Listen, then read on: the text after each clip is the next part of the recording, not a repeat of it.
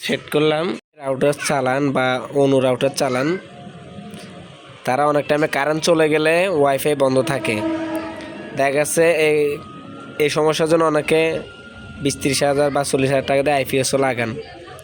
আবার অনেকে চিন্তা থাকেন যে কোনো দিক থেকে ওয়াইফাইটা যদি চালু রাখা যায়, তাদের জন্য হচ্ছে যে এই ধরনের একটা সার্কিট। আর যদি আপনার বাসায় যদি কোনো ধরনের ব্যাটারি থাকে, সোলারের ব্যাটারি বা তারপর হচ্ছে যে এই ধরনের সোলারের ব্যাটারি বা সোলার সিস্টেম আছে, তাহলে এই ধরনের একটা সার্কিট দিয়ে আপনি চাইলে সারাক্ষণ আপনার ওয়াইফাই অনু চালু রাখতে পারেন।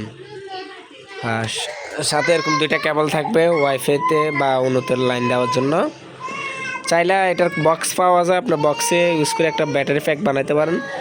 ব্যাটারি এরকম যদি ব্যাটারি না থাকে, তাহলে ছোটোখাটো 12 ভোল্টের ব্যাটারি, লিথিয়াম ব্যাটারি দিয়ে ব্যাটারি প্যাক বানাই আপনি মিনি একটা আইপিএস তৈরি করতে পারেন।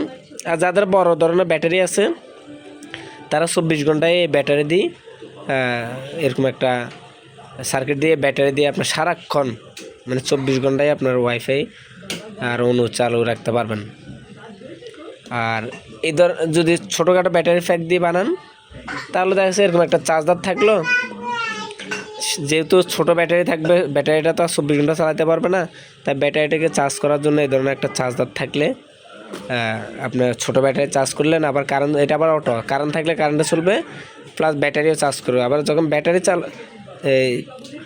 চার্জ ফুল হয়ে যাবে, তখন অটোমেটিকলি কারেন্টটা শিফট করে দেবে। আর আমি তো বড় ব্যাটারি দিয়ে চালাবো, তাই আমি কোনো ধরনের ছোটো ব্যাটারিও কিনে নেই। এরকম চার্জ দেওয়ারও আমার প্রয়োজন না, আমার 24 ঘন্টায় ব্যাটারি দিয়ে চলবে। আর ব্যাটারিটা আমি সোলার প্যানেল থেকে চার্জ করতেছি এই মুহূর্তে।